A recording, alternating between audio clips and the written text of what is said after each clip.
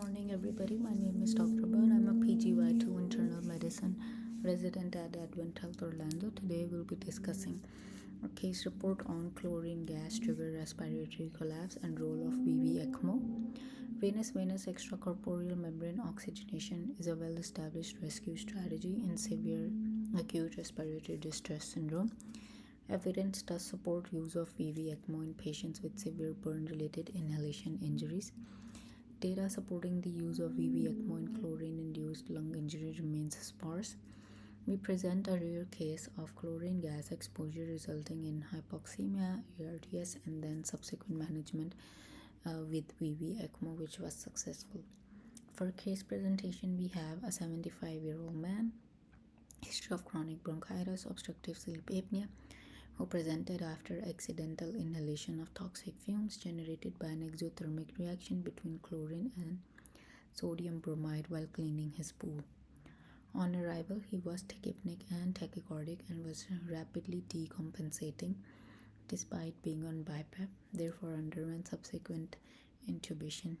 His initial chest x-rays revealed bilateral upper lobe opacities and lower lobe consolidations, with air bronchograms and mild pleural effusions.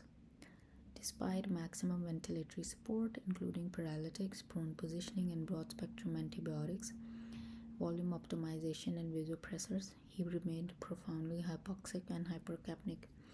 We do have a top image of a chest x-ray during admission showing opacification in both lungs, and then we have a CT scan that does demonstrate patchy confluent opacification in both lungs, dense consolidation and air bronchograms in both lobes, and bilateral pleural effusions. He was started on VV-ECMO and then was initiated for rescue oxygenation. His bronchoscopy showed erythematous mucosa and petechiae throughout the airways.